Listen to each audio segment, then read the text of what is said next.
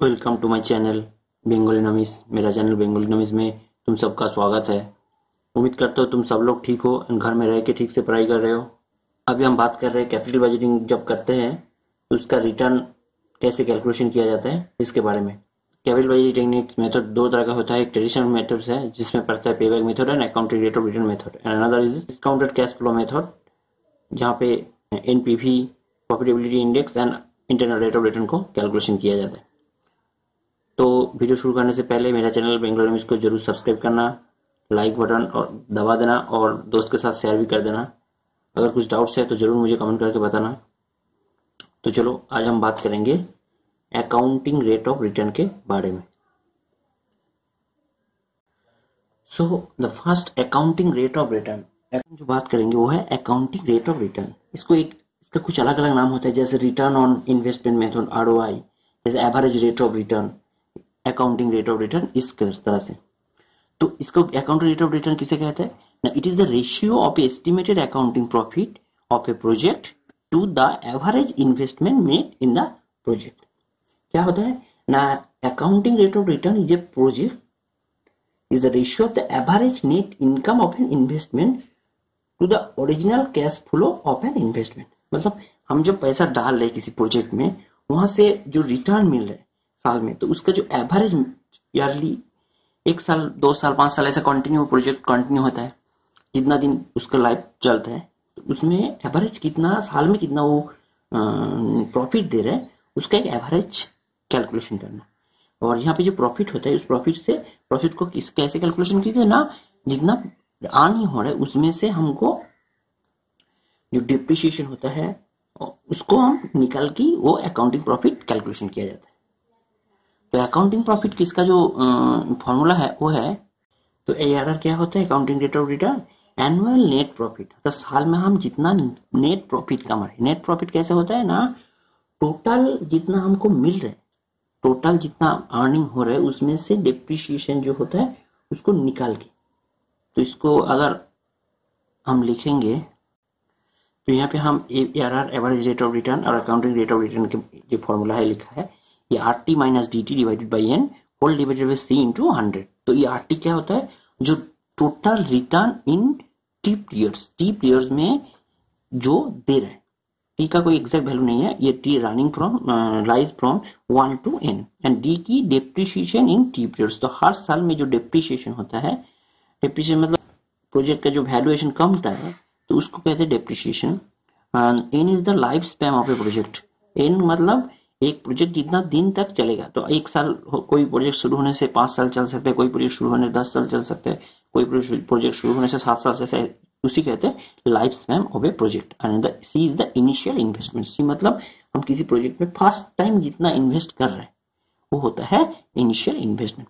तो ये हो गया हमारा ARR का एक formula, RT minus DT divided by N whole divided by C into 100।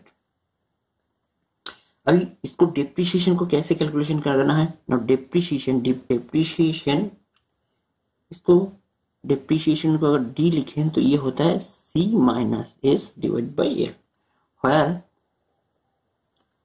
C is the total value of asset,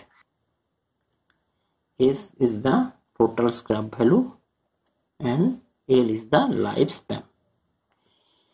ये टोटल ये क्या होता है, डेप्रिसिएशन कैसे कैलकुलेशन करना, C टोटल एसेट वैल्यू। हम जब कुछ खरीदते हैं, सब पकड़ लो हम एक बाइक खरीदे या तो कार खरीदे, तो total value of asset first time उसका टोटल वैल्यू जो होता है C होता है total value of asset. C क्या होता है, टोटल स्क्रैप वैल्यू। तो गाड़ी जितना दिन तक चल रहा है ठीक ठाक, तो वो होता है उसका एवोल्यूशन होता है, हर साल में उस गाड़ी का वैल्यूएशन कम होता है, ये तो हम लोग सबको पता है। एंड फाइनली जब वो स्क्रैप के दाम में मार्केट में बेचा जाता है, तो उसका जो वैल्यू होता है वो होता है टोटल स्क्रैप वैल्यू। तो ये क्या होगा, C minus total value of asset minus scrap value divided by L। तो इसी से हमको पता चलता है डेप्रिसिएशन। ओके, नाउ अभी एक project can choose an if ARR at least equal to minimum expected return of the firm. हमारा एक एवरेज इन्वेस्टेड ऑफ रिटर्न के कैलकुलेशन का प्रोसीड्यूर। ये हो गया हमारा टोटल फॉर्मूला। तो इसी के ऊपर आप अभी एक एग्जांपल लेंगे जहां पे हम इसका प्रैक्टिकल एग्जांपल दिखाएंगे। तो suppose an initial investment of a project is 52 lakh, 52 lakh रुपया का एक प्रोजेक्ट है यहाँ पे हम इन्वेस्ट किए हैं, and is expected to generate annual cash flow 12 lakh. तो मतलब ये प्रोजेक्ट साल में 12 लाख एक एनुअली कैश फ्लो देगा। ये प्रोजेक्ट कितना दिन चलेगा? Life span of the project is 5 years। ठीक है, now the depreciation is allowed on the straight line basis. Straight line basis मतलब कहता है डिप्रिसिएशन जो होगा ये हर साल एकदम फिक्स्ड में घटेगा। डिप्रिसिएशन एकदम स्ट्रेट लाइन नीचे गिरेगा। Now it is estimated that the project will generated scrap value 4,20,000 rupees. मतलब इसका जो 5 साल के बाद इस प्रोजेक्ट का जो वैल्यू होगा, स्क्रैप वैल्यू जो बोल रहे हैं यहाँ पे, ये जो स्क्रैप वैल्यू बोल रहे हैं ये होगा 4,20,000 रुपया। Now calculate the accounting rate of return assuming that there are no other expenses on the project। यहाँ पे अभी कैलकुलेशन करना है प्रोजेक्ट का जो रिटर्न के अकाउंटिंग रेट ऑफ रिटर्न, जहां पे एक बात बताया जा रहा है जो अदर कोनो एक्सपेंसेस नहीं है। तो चलो अभी हम कर रहे हैं, देखो इसको कैसे कर। ARR क्या होता है? ये होता है average accounting profit by average investment. Annual depreciation के बाद में बात किए थे। एनुअल डिप्रिसिएशन क्या है? Depreciation equals to the initial value of a project that is 5,52 lakh minus scrap value. यहाँ पे स्क्रैप वैल्यू का कितना बताया गया था? 4,20,000 divided by life span. Life span कितना है? 5 साल। तो यहां से हमको माइनस करेंगे तो ये हो गया हमारा एनुअल नेट प्रॉफिट 12 लाख रुपया हो रहा है, उसमें से 9,56,000 रुपया डिप्रिसिएशन में जा रहा है। तो नेट प्रॉफिट कितना हो रहा है? 2,44,000 रुपया। तो ये हो गया कैलकुलेशन। तो अभी एवरेज रेट ऑफ रिटर्न का इस फॉर्मूला में इसको पुट करेंगे। सो ARR equals the average accounting profit और एवरेज एनुअल प्रॉफिट और एवरेज एनुअल नेट प्रॉफिट, मतलब 2,44,000 रुपया divided by average investment. Average investment कितना हुआ? बाय इनिशियल इन्वेस्टमेंट 52 लाख रुपया। तो यहां से कैलकुलेशन करके इंटू 100 कर दे, इक्वल्स टू 4.69%। ये होता है हमारा annual ARR, annual rate of return और accounting rate of return calculation का करने का प्रोसीजर। ओके, इस तरह से एक ARR, average rate of return और अकाउंटिंग रेट ऑफ रिटर्न और रिटर्न ऑन इन्वेस्टमेंट मेथड में कैलकुलेशन किया जाता है। तो इस मेथड का कुछ मेरिट्स है और कुछ डीमेरिट्स है। तो इसका जो मेरिट्स है वो क्या होता है? It is simple and easy to understand, और एक क्या है ना, it is cheap and also time saving. Third one is the profitability of the project is taken into consideration, also the entire stream of the return of an investment is taken into consideration. और fourth क्या है? The different project can be evaluated by this method and the one with the highest ARR, मतलब ये ARR जिसमें सबसे ज्यादा होगा उसी को हम एक्सेप्ट करेंगे।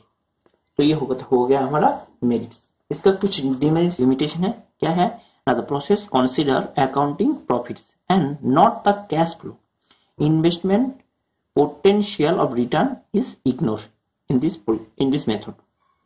सेकंड क्या? The calculation does not take into account the time value of money. Time value of money क्या होता है? जो आज का 1 लाख रुपया 2 साल के बाद 1 लाख रुपया को एक नहीं बराबर नहीं होगा, तो इसे कहते हैं टाइम वैल्यू ऑफ मनी। तो हर साल जो पैसा का वैल्यू चेंज हो रहा है उसी को कैलकुलेट नहीं किया जाता ये प्रोजेक्ट। थर्ड वन क्या आ गया? The influence of initial cost is determining investment project has also not been consider. And fourth one, the life span of a project is not consider. Project are जज only by the ARR।